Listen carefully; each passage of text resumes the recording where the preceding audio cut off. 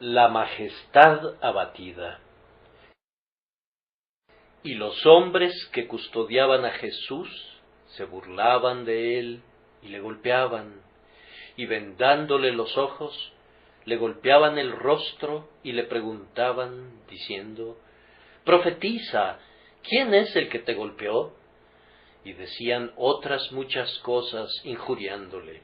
Lucas 22, 63 al 65. Yo supongo que toda esta crueldad ocurrió mientras nuestro Señor estaba delante de Caifás, a altas horas de la noche, antes de que el Sanedrín en pleno se hubiera reunido para celebrar su juicio al despuntar el alba. Sus enemigos tenían tanta prisa de condenarle que, tan pronto como llegó a casa del sumo sacerdote, procedieron a un interrogatorio preliminar para definir la táctica a seguir para obtener el veredicto de culpabilidad en su contra. Después de condenarle dentro de este proceso sumario e ilegal, sin un juicio adecuado, le entregaron a la custodia de sus oficiales hasta que, llegada la mañana, convocaran al resto de sus compañeros para repetir de nuevo la farsa de enjuiciar al que reconocían como inocente. Mientras estos oficiales tenían a Cristo bajo su custodia, muy bien habrían podido concederle un resquicio de paz y de tranquilidad.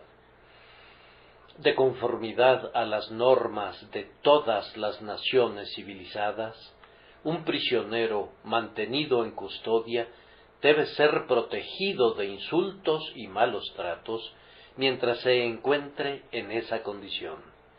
Independientemente de cuál sea el castigo resultante, después de haber sido juzgado y encontrado culpable, mientras no se dicte su sentencia, recibe la protección del Estado que lo arrestó y no debe ser sometido a insultos ni a injurias. Pero en este caso, igual que salvajes, los jueces de nuestro Señor le abandonaron en manos de esos seres abyectos que eran utilizados para desempeñar los trabajos sucios, y esos perversos individuos cumplieron muy bien su cometido, tratándolo con una mezcla de crueldad y de escarnio. Los hombres que custodiaban a Jesús se burlaban de él y le golpeaban. ¿No le podían conceder un poco de tiempo de descanso? Tal como había sido profetizado desde hacía mucho tiempo, ellos veían por la demacración de su persona que era varón de dolores, experimentado en quebranto. Seguramente ya estaba a punto de desfallecer por el violento trato que había recibido, tanto antes como durante los interrogatorios preliminares delante de Anás y Caifás. Sus verdugos seguramente se dieron cuenta de cuán exhausto estaba y, sin embargo, no sintieron ninguna piedad por él por causa de sus corazones duros e insensibles, y no le dieron ninguna tregua, ni le proporcionaron oportunidad alguna para que se preparara para responder a los cargos que iban a ser presentados en su contra. No había nadie allí presente que vindicara su persona o que abogara por su causa. Más bien, el espacio de tiempo entre ese interrogatorio informal y el juicio más formal que le seguiría transcurrió entre burlas y escarnios. Esos hombres eran unos cobardes desalmados. Estoy seguro de que lo eran por su crueldad extrema, y la crueldad es uno de los distintivos de la cobardía donde quiera que se manifiesta. Estos son los mismos hombres que, en el huerto, retrocedieron y cayeron a tierra, cuando Cristo sólo les había dicho, «Yo soy», en respuesta a su declaración que estaban buscando a Jesús Nazareno. Ellos salieron con espadas y garrotes para llevarle prisionero, y sin embargo cayeron al suelo cuando él les habló una palabra o dos. Pero ahora que lo tenían en su poder y percibían, aparentemente, que no tenía la intención de ejercer la energía divina con la que estaba dotado, sino que se encontraba sumiso como oveja delante de sus trasquiladores, se decidieron a ser tan crueles con él como pudieran. Que Dios nos conceda que el pecado de la crueldad hacia cualquier ser viviente nunca se impute con justicia a ninguno de nosotros. Si has actuado con crueldad, aunque sea hacia lo más ínfimo de la creación, debes despreciarte, pues eres de un orden inferior a la criatura que torturaste. Y si estos hombres hubieran juzgado rectamente, se habrían despreciado a sí mismos.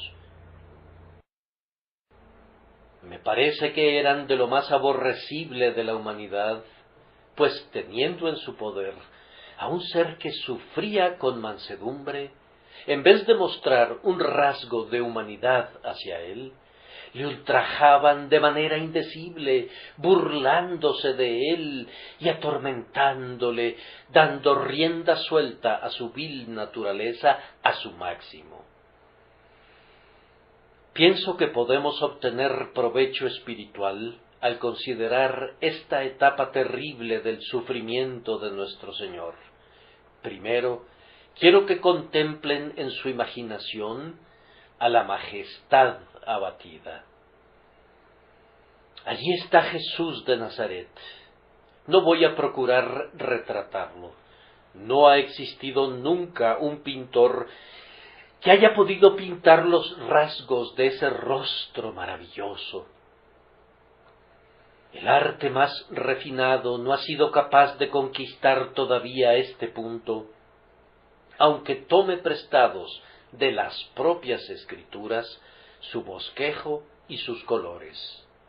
La mano más diestra se torna insegura en la presencia de uno que es glorioso en sus tormentos. Por tanto, no voy a intentar bosquejar un retrato de mi Dios y Señor, sino que les pediré, simplemente, que le contemplen por la fe, vestido con su túnica sin costura, atado en manos de los oficiales que, rodeándole, le escarnecían y se burlaban de él. Fijen sus ojos para que descansen en él con una mirada de amor y considérenlo como el grandioso centro del afecto de su corazón. ¿Qué pueden ver ustedes que creen en su deidad y que afirman que es Dios verdadero de Dios verdadero? Si el Espíritu de Dios abre tus ojos, verás allí a la omnipotencia cautiva. Los hombres que custodiaban a Jesús no sabían realmente quién era. Creían que era un pobre campesino de Galilea, pues le delataba ese acento regional. Veían a un hombre humilde, inofensivo, demacrado, y como había sido entregado a su custodia, era prácticamente su prisionero. No reconocían que él era el Dios Todopoderoso, la misma deidad que creó los cielos y la tierra, pues todas las cosas por él fueron hechas, y sin él nada de lo que ha sido hecho fue hecho. Él era, en aquel preciso momento, quien sustenta todas las cosas con la palabra de su poder, y en medio de toda su debilidad, y entre todos sus sufrimientos, incluso en esa condición, era Dios sobre todas las cosas, bendito por los siglos, y todos los santos ángeles le seguían adorando. ¿Acaso no es un misterio muy grande que la omnipotencia quedara cautiva de esta manera?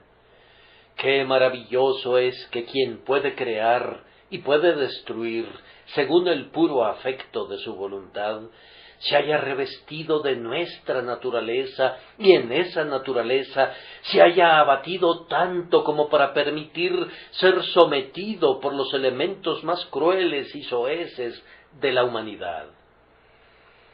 Qué maravillosa muestra de condescendencia encontramos aquí.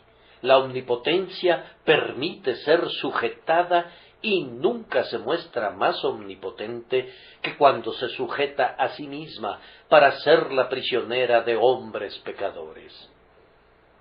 Contemplen nuevamente a esta majestad abatida y verán a la gloria escarnecida, pues los hombres que custodiaban a Jesús se burlaban de él.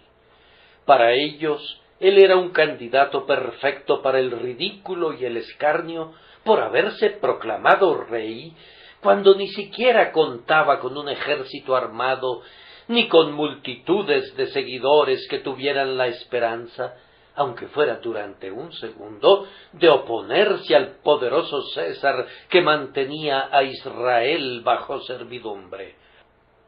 ¡Ay! Había una gloria en Cristo que se había dignado velar y ocultar por un tiempo, pero que los ángeles contemplaban y adoraban, y sin embargo, estos hombres se burlaban de él. Hay algunos temas que enmudecen al comentarista, y este tema tiene un efecto semejante en mí.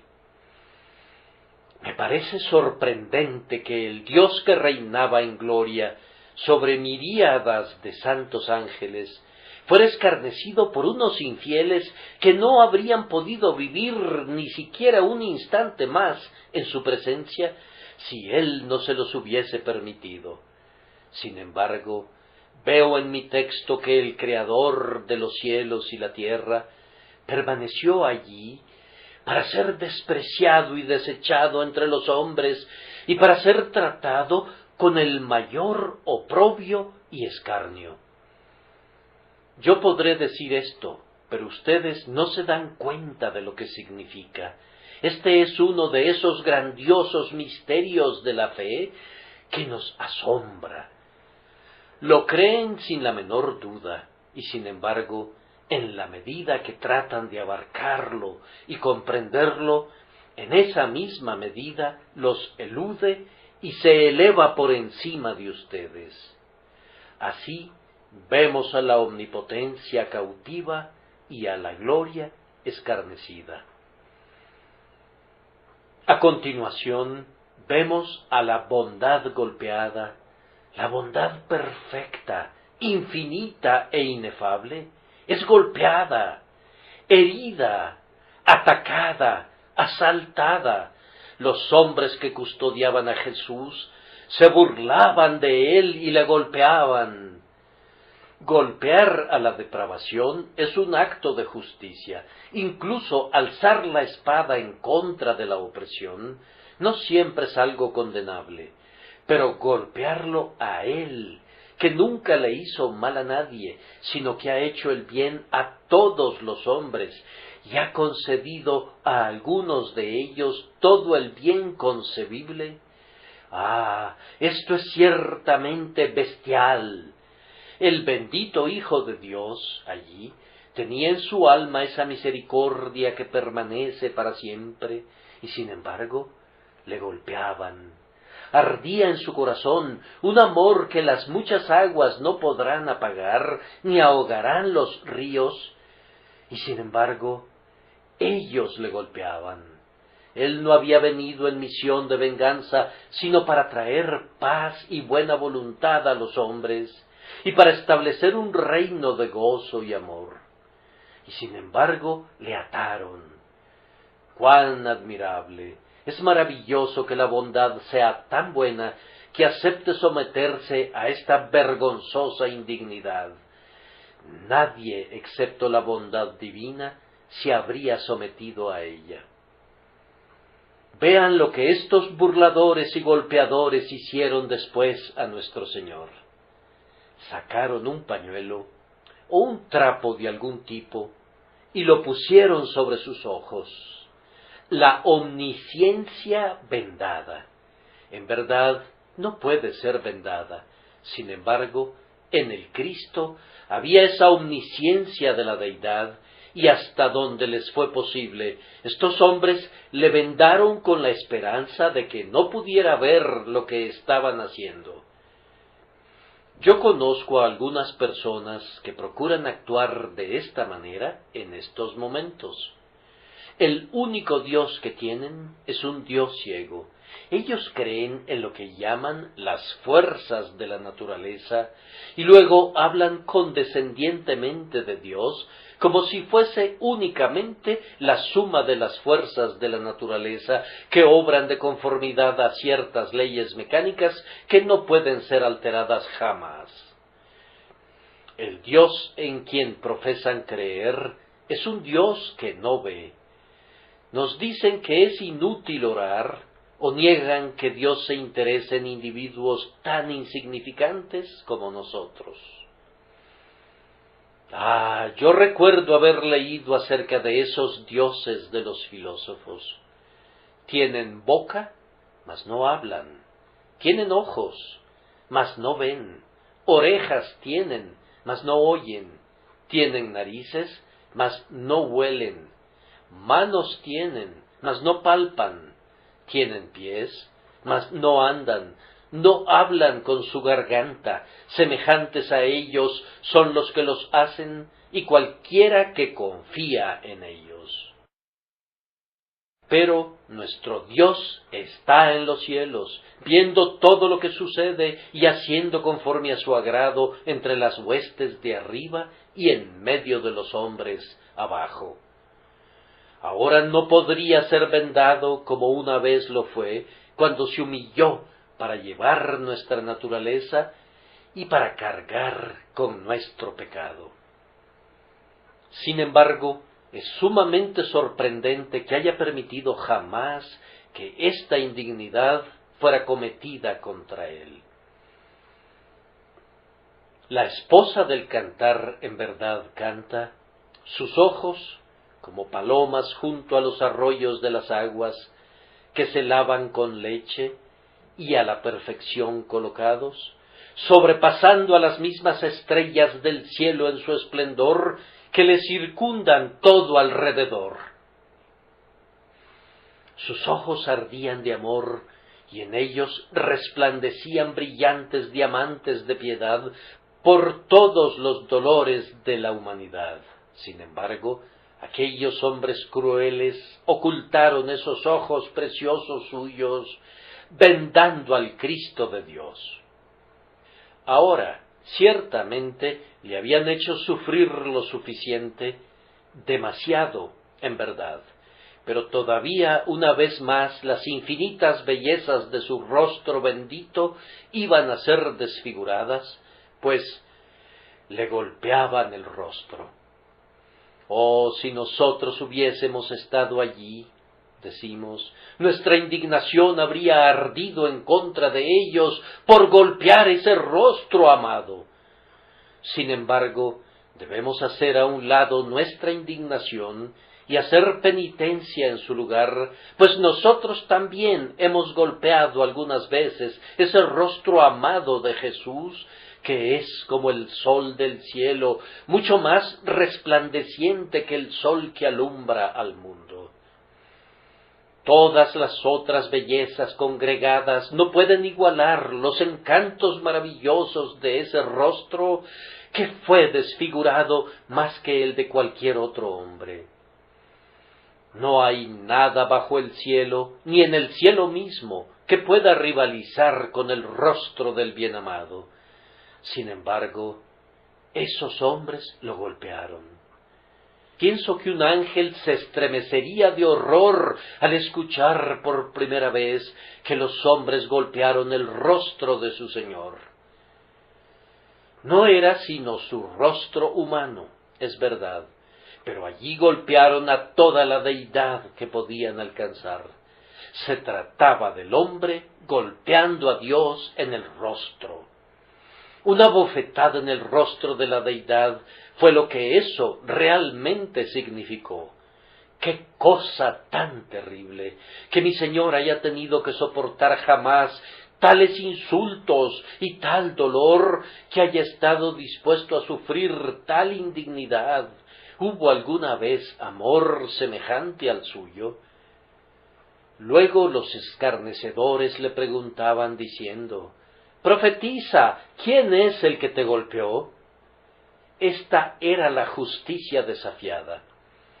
Ellos parecían decirle a nuestro Señor, al tiempo que le golpeaban: «Dinos cuál es nuestro nombre, di quién te dio ese golpe. Tú no puedes impedirlo, no puedes vengarte, pero al menos intenta dar el nombre del hombre que te golpeó. Te retamos a que lo hagas». Él ya había registrado sus nombres, y un día descubrirán que los conocía a todos, pues no hay nadie que golpee al Salvador que no experimente en persona los golpes que propinó, a menos que se arrepienta de su pecado.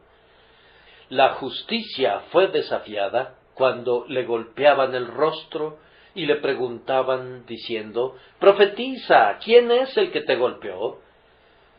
Repito que no soy capaz de hablar dignamente de un tema como este, y estoy seguro que nunca lo seré mientras viva.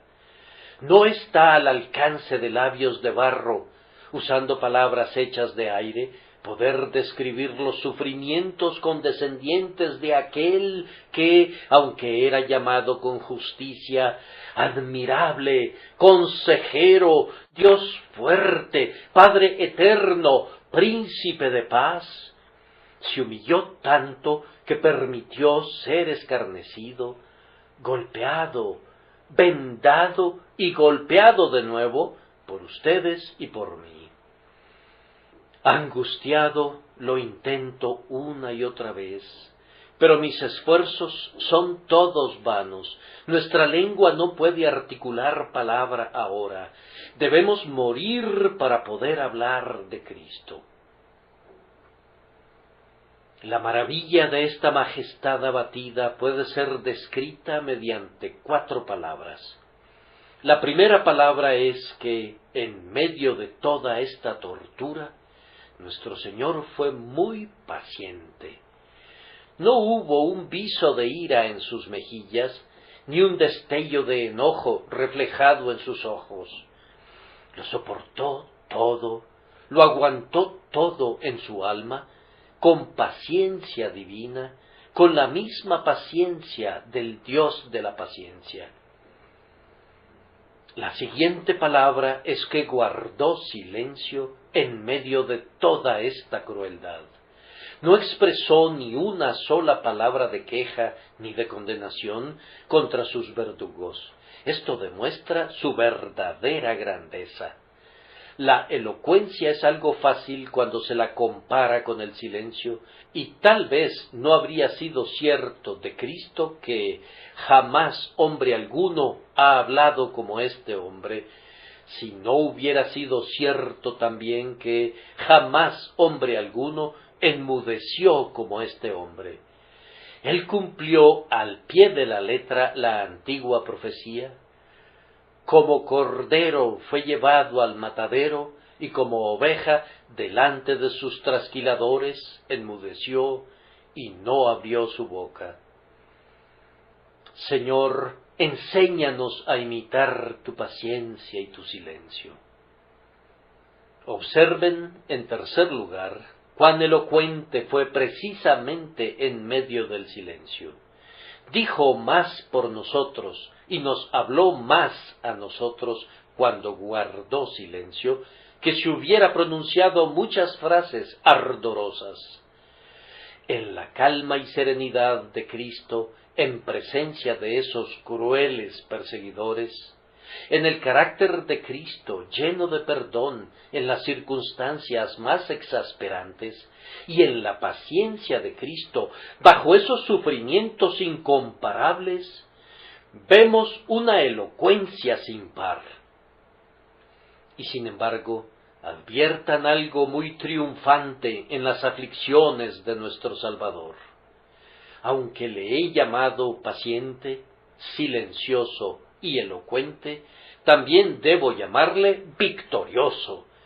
Sus perseguidores no lograron que él cediera a la ira.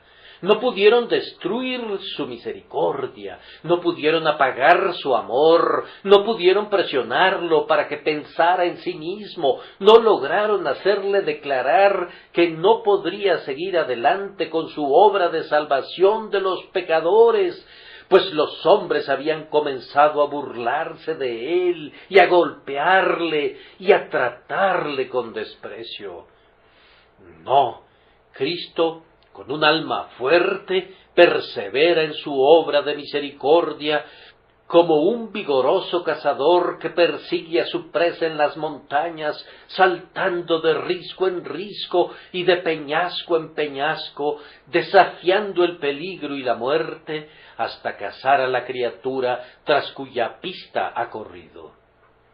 Así, oh tú, Cristo poderoso, cumpliste tu glorioso propósito de amor y misericordia. Tú llevaste cautiva la cautividad por el sufrimiento hasta el amargo fin, y todo eso fue infligido sobre ti hasta la muerte de cruz. Así he procurado retratar a la majestad abatida, pero no he sido capaz de describir ni la majestad de Cristo, ni su abatimiento como merecen ser descritos. Mediten en esos temas y pidan al Espíritu Santo que les dé la capacidad de verlos de una manera que la naturaleza humana por sí sola no podría hacerlo. Ahora prosigo a comentar que mi texto, en segundo lugar, nos muestra al pecado en su diversión. Toda esta triste escena representa lo que hizo el pecado cuando se le presentó la oportunidad, cuando todas las ataduras restrictivas fueron soltadas y pudo actuar de conformidad a su perversa voluntad. También representa lo que el pecado todavía sigue haciendo en la medida de sus posibilidades y lo que el pecado siempre haría si no fuera restringido por el poder todopoderoso de Dios. Entonces, ¿qué es lo que hace el pecado en su hora de libertad? Los invito a que adviertan primero y presten particular atención a cualquier parte que se aplique individualmente a ustedes, la frivolidad del pecado. Estos hombres insultan cruelmente al Cristo de Dios, pero para ellos es una diversión, un juego. Juegan a vendarle. Se trata simplemente de un pasatiempo y de un entretenimiento para ellos. Es triste, en verdad, que el pecado sea lo que los hombres llaman una diversión, y sin embargo, no necesito recordarles cuán a menudo es así, aún ahora, para muchos. Lo persiguen con la mayor avidez, y lo llaman placer. Llaman placer a lo que provoca a Dios, llaman placer a lo que crucificó a Cristo. Dicen que deben conocer la vida y llaman vida a eso que hizo sudar a Jesús un sudor sangriento, a eso que luego le arrastró a una muerte cruel. Y ay de muchos pecados, dicen, ¡qué delicias son para nosotros! ¿Quieres hacer miserable nuestra vida quitándonos nuestros deleites?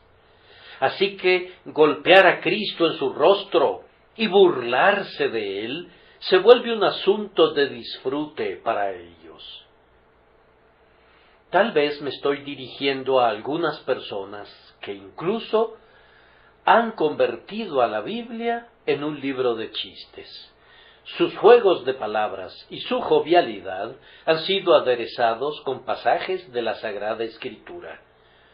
Posiblemente otros se hayan burlado de algún venerable cristiano, de algún siervo fiel del Dios vivo y verdadero. Pues bien, señores, Si lo han hecho, quisiera que se dieran cuenta de cuán horrendo es su pecado al divertirse así a costa de las personas piadosas. Tal diversión, a menos que se arrepientan de ella, los condenará para siempre. Tan cierto como que ustedes viven, les privará del grandioso amor del Padre y cerrará la puerta de la misericordia en su cara por toda la eternidad. Sin embargo, así es como actúa el pecado cuando disfruta de libertad. ¡Ay! Y se divierte incluso con las heridas de un Dios crucificado. ¡Ay, que esto pueda ser así! Observen a continuación el absoluto desenfreno del pecado. Si estos hombres realmente querían divertirse a costa de Cristo, lograron su propósito. Pero ¿qué necesidad había para que lo golpearan?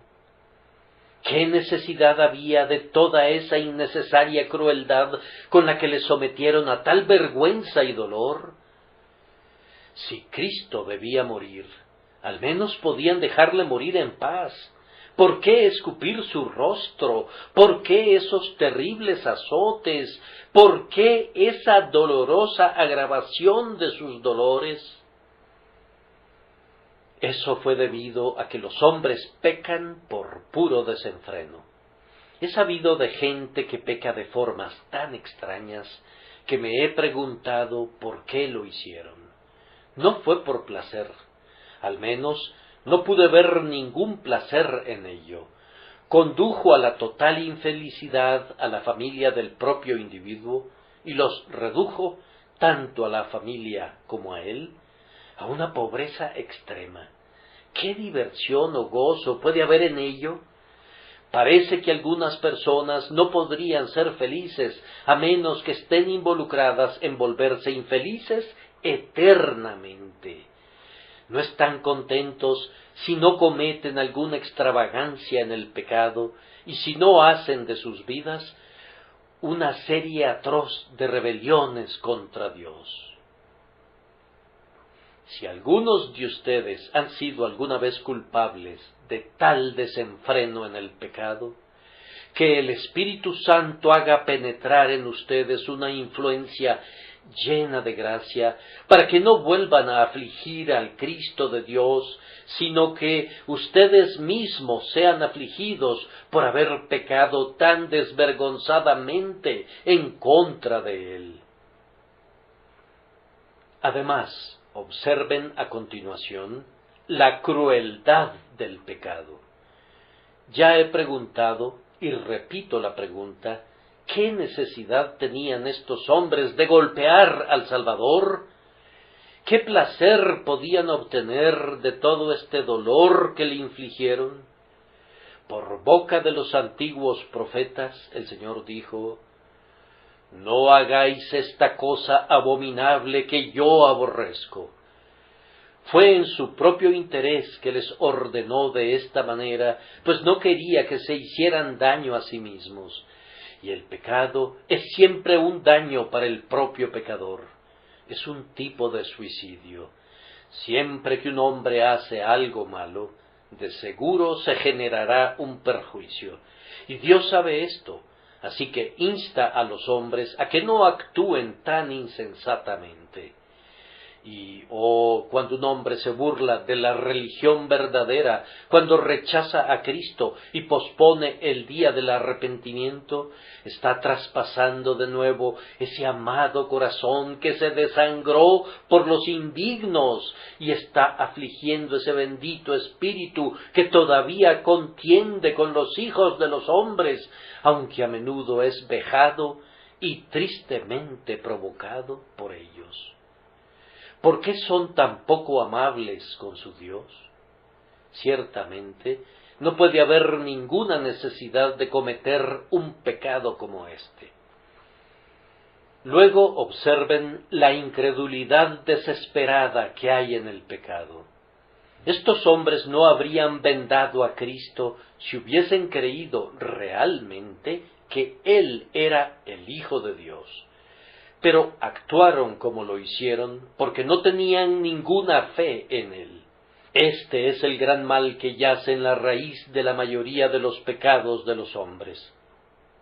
No creen en Jesucristo, el enviado de Dios. Es de esto que el Espíritu de Dios convence a los hombres, como nuestro Señor predijo concerniente a Él. Y cuando Él venga, convencerá al mundo de pecado, por cuanto no creen en mí. Sin embargo, no hay nada más razonable, nada más digno de ser creído, que la revelación de Dios según nos fue dada en las Santas Escrituras, y un hombre sólo tiene que probar y experimentar por sí mismo si esto es verdad o no, y pronto tendrá la confirmación de su veracidad en su propio pecho. Basta que lo crea realmente y luego comprobará que lo hace santo y feliz, y eso será para él la prueba de su verdad. Observen, además, cuán a menudo hay en el pecado un tipo de desafío a Dios. Si un muchacho se acercara a su padre y le dijera: «Yo voy a hacer todo tipo de groserías y de rudezas contigo, pero tú no me castigarás», no pasaría mucho tiempo antes que el padre hiciera que su hijo se arrepintiera de esas palabras, si fuera un padre digno. Pero los pecadores actúan con Dios de esa manera. Ellos le hacen frecuentemente a Dios lo mismo que estos perseguidores le hicieron a Cristo. Mientras puedan, se burlan de Él, le golpean y le desafían. ¿Me estoy dirigiendo a alguien que alguna vez haya invocado sobre su propia persona la maldición de Dios? Cuídense de que esa oración blasfema no sea respondida la próxima vez que la digan, pues Dios acostumbra a responder las oraciones, y puede ser que responda sus oraciones, y entonces, ¿qué sería de ustedes? Algunos se han atrevido incluso a desafiar a Dios así. Bien, aun si es como dices, estoy dispuesto a correr el riesgo, pero no me someteré a Dios. Ah, Señor, Faraón intentó ese plan y se arrepintió, estoy seguro, cuando ya era demasiado tarde. En medio del Mar Rojo, cuando las aguas comenzaron a anegarlo a él y a todo su poderoso ejército, entonces aprendió cuáles eran las consecuencias de haber dicho: «¿Quién es Jehová para que yo oiga su voz y le obedezca?».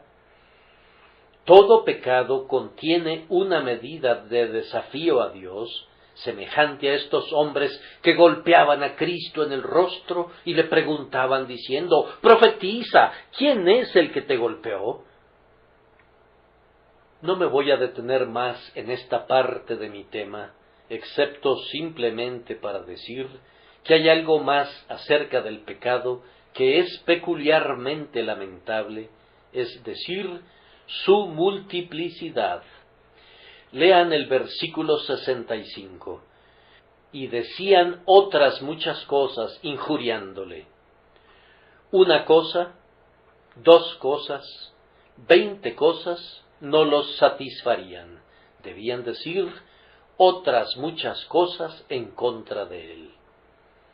Cuando un hombre se entrega al pecado una vez, es como si se adentrara en una corriente que lo arrastrará hasta lugares que al principio ni se había imaginado que serían su destino. Si vadean por las aguas del pecado, no pasará mucho tiempo antes de que se vean obligados a abandonar su punto de apoyo, y muy pronto, a menos que el Señor, en su gracia, evite tal calamidad, la rápida corriente los arrastrará lejos hasta el destino de su eterna destrucción. De nada sirve que digan: «Voy a llegar hasta aquel punto en el pecado, pero no más allá». No pueden detenerse cuando quieran. Si se someten una vez a la influencia del pecado, no tienen la menor idea de cuál será su destino. ¡Ay! Ay, parecería que algunos hombres no podrían pecar lo suficiente para quedar satisfechos. Multiplican sus transgresiones más allá de toda cuenta. Todo hierro de iniquidad que poseen es arrojado al fuego. Ambas manos están siendo empleadas con diligencia. Algunas veces se levantan muy temprano, pero más a menudo se quedan hasta muy tarde, posiblemente toda la noche, para poder desperdiciar las horas más preciosas en su depravación. Así, Dios es ofendido y Cristo es herido de nuevo por el pecado del hombre. Es un cuadro triste, muy triste. Lo cubro con un velo y me vuelvo a algo más brillante y mejor. Hemos visto a la majestad abatida y al pecado en su diversión. Ahora, en tercer lugar, veamos al amor en su trabajo. Toda esa vergüenza y ese sufrimiento fueron soportados por nuestro Salvador por amor de cada uno de los que en verdad podemos decir: Él me amó y se dio a sí mismo por mí. Cristo soportó que le vendaran los ojos y se burlaran y le golpearan por causa de ustedes, amados, y por mi causa. No trataré de describirlo más, pero te voy a pedir solamente que dediques 1 minuto o 2 a imaginarte esa triste escena. Por ti, como si no hubiese nadie más en el universo entero, por ti, viejo amigo, por ti, que eres joven. Si tú, quien quiera que seas, crees en Él, entonces fue tu sustituto. Tu fe te proporciona la seguridad que Él soportó todo esto por ti. Por ti, digo, como si no hubiera redimido a nadie más, sino que pagó todo el precio del rescate por ti. Menos que esto no habría sido suficiente para ti, aunque es ciertamente suficiente para todo el ejército innumerable de redimidos por la sangre preciosa de Jesús. Contemplemos entonces el amor en su trabajo. Me estoy refiriendo a nuestro amor hacia nuestro Señor, aunque también podría hablar del amor de nuestro Señor para con nosotros y lo que hizo por nosotros. ¿Qué hará nuestro amor para demostrar cuán agradecidos estamos con Jesús por todo lo que soportó por nosotros? Bien, primero, debe pedirle a la penitencia que confiese. Vamos, corazón mío, aquí hay espacio para la manifestación de tu dolor. ¿Por qué fue escarnecido Cristo en Jerusalén? En verdad, porque tú te has burlado de Dios con oraciones que no eran oraciones, con himnos cantados descuidadamente, con la lectura de las santas escrituras como si fueran meros escritos de hombres, con profesiones de religión huecas y vacías. Hermanos y hermanas, ¿acaso no tienen que arrepentirse de algunas de estas cosas? Si te has burlado de él de esta manera, el escarnio que soportó en casa del sumo sacerdote fue por tu culpa. Y así como fue vendado, lloremos porque nuestra incredulidad a menudo también le ha vendado. Nosotros nos imaginamos que no sabía nada acerca de nosotros o que nos había olvidado. Pensamos que él no podía hacer ninguna distinción entre principio y fin y que no podría hacer brotar bien del mal. Permítanme preguntarles, queridos amigos, ¿acaso no han convertido a menudo a Cristo en un Cristo vendado en cuanto a la comprensión que tienen de él? Si es así, puesto que han vendado a Cristo de esta manera, ustedes, por su pecado, están imitando la culpa de esos hombres que literalmente vendaron a Cristo.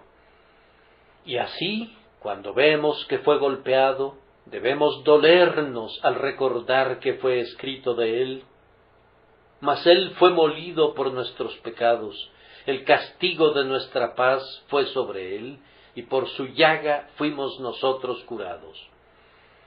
Cada pecado que hemos cometido ha abierto un surco de sangre en su preciosa espalda. Esos moretones esparcidos sobre sus sagrados hombros fueron causados por los azotes crueles que cada uno de nosotros ha propinado con nuestras transgresiones. Oh amados, lloren al verle soportando lo que ustedes debían haber soportado. Y al leer que los hombres le hacían preguntas insolentes mientras sus ojos estaban vendados, pregúntate a ti mismo, oh Hijo de Dios, si no has hecho lo mismo con frecuencia. ¿Nunca has pedido una señal en vez de caminar por fe? Yo confieso que algunas veces he deseado tener una señal o una indicación del pensamiento de mi Señor. Es precisamente lo que estos crueles hombres esperaban de Cristo. Ellos procuraban que Él les demostrara que los conocía, a pesar de que sus ojos estaban vendados. Oh hermanos y hermanas, no demandemos nunca una señal como lo hizo esa generación mala y adúltera. Debemos andar por fe, no por vista, y confiar plenamente en nuestro Señor.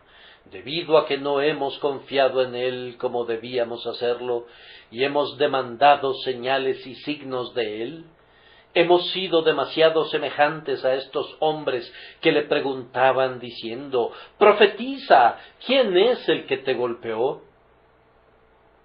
Dije que veríamos al amor en su trabajo, por lo que a continuación quiero que su amor exhorte a la fe a confiar en Cristo.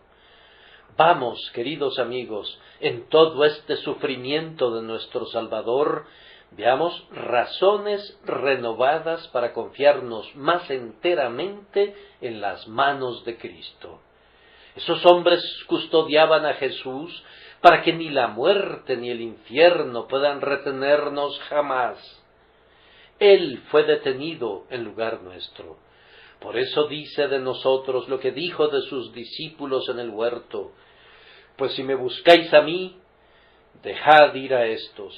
El grandioso sustituto es detenido como prisionero para que todos aquellos por los que Él se constituyó como fianza puedan ser dejados en libertad para siempre.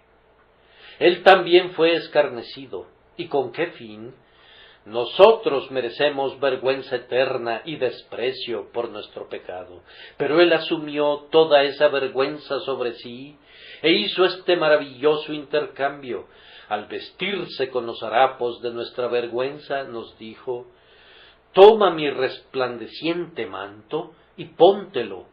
Y ahora la gloria que Él tenía con el Padre desde la eternidad, la ha puesto sobre su pueblo para que sean semejantes a Él y puedan estar con Él donde Él está por toda la eternidad.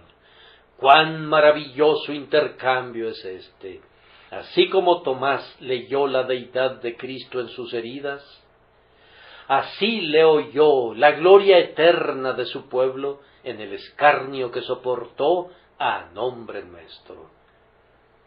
Contemplen a su Señor golpeado. ¿Por qué razón no podrá haber golpes ni heridas para ustedes, ni ahora ni en la eternidad? Ustedes salen libres, pues Jesús ha soportado todo lo que ustedes merecían soportar. Él aguantó golpe tras golpe para que ningún golpe caiga sobre ti. También, ¿por qué fue vendado Jesús, sino para que nosotros fuéramos capaces de ver? Nuestro pecado nos ha cegado para todo lo que era digno de verse, pero su muerte ha quitado las escamas y ahora podemos ver porque Él fue vendado.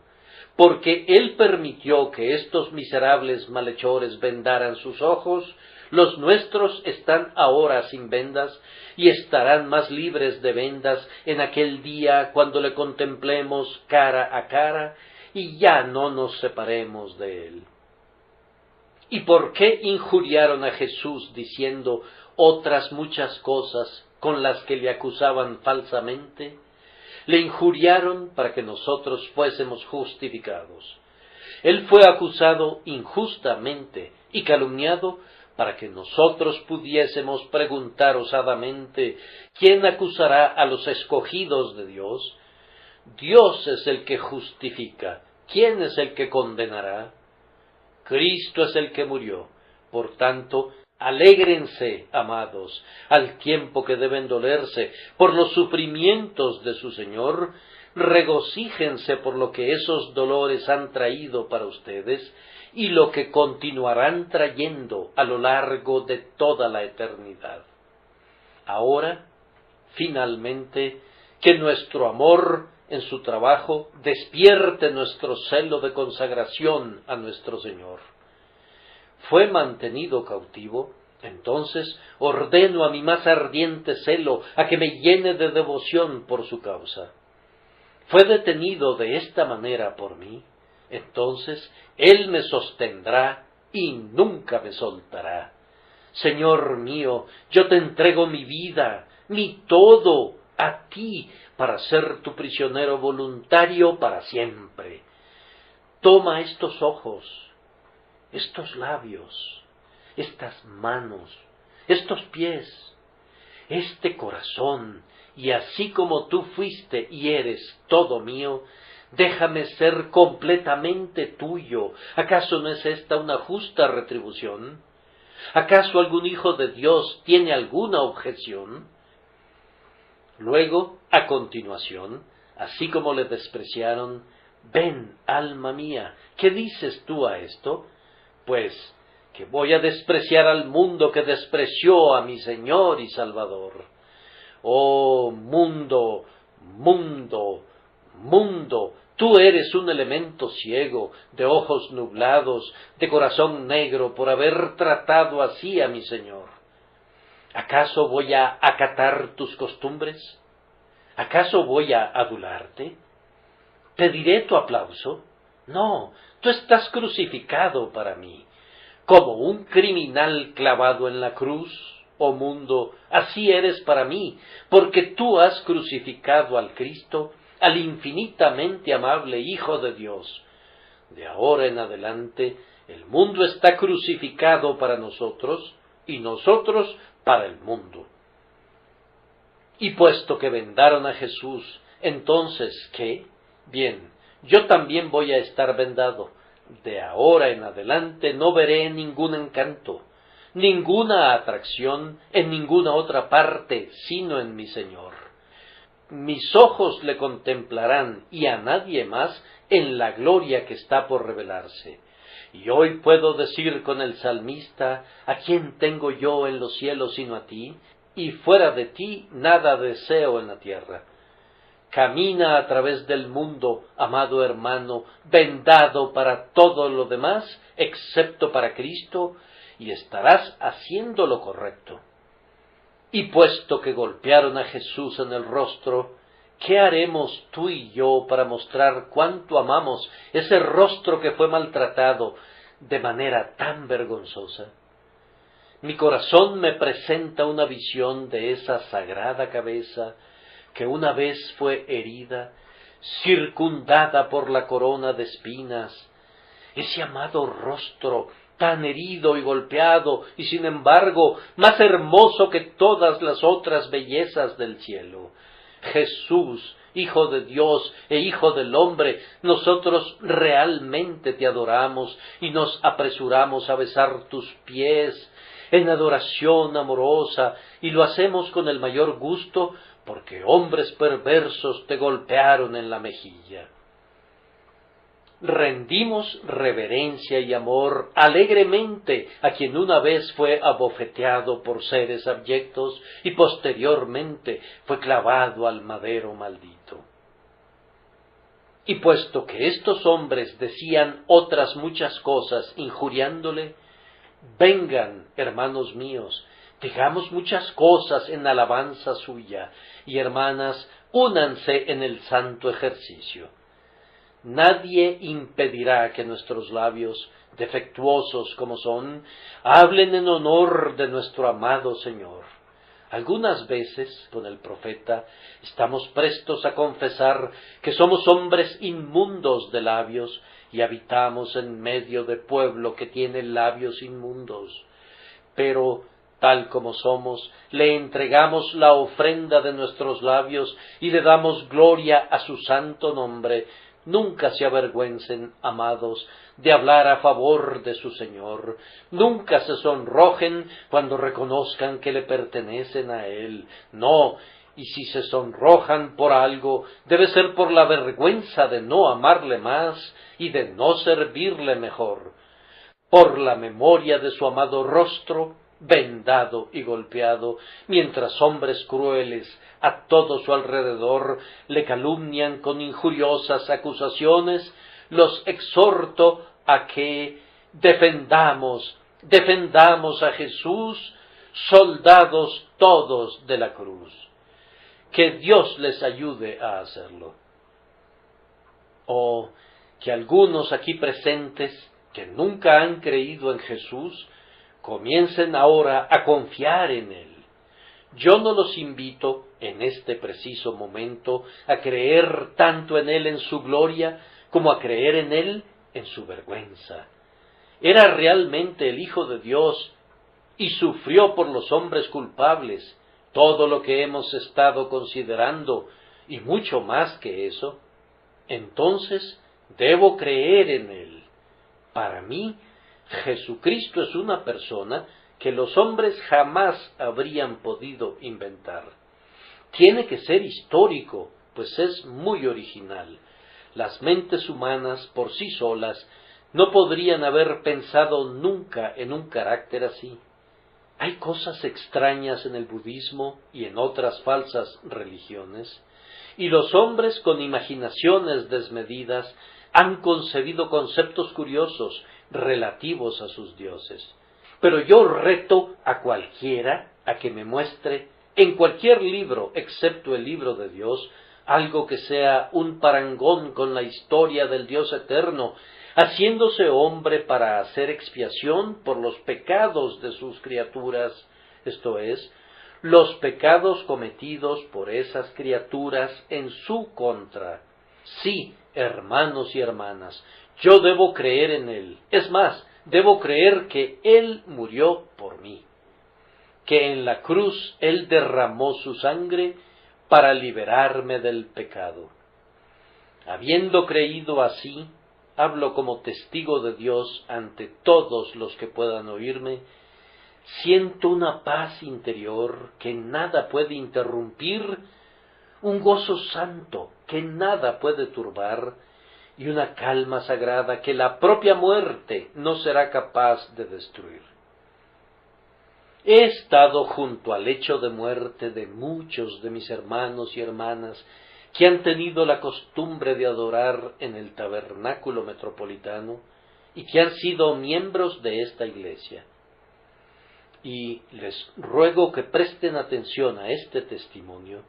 No he visto en ninguno de ellos el miedo a la muerte.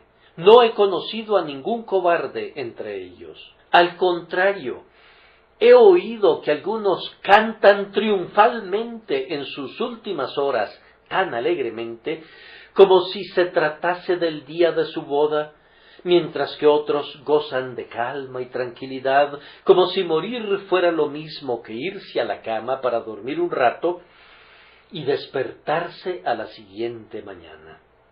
Crean en el Señor Jesucristo, en este mismo Señor que se humilló desde las alturas de la gloria hasta las profundidades de la vergüenza y del sufrimiento, y descubrirán también que su confianza en Él será recompensada incluso en esta vida.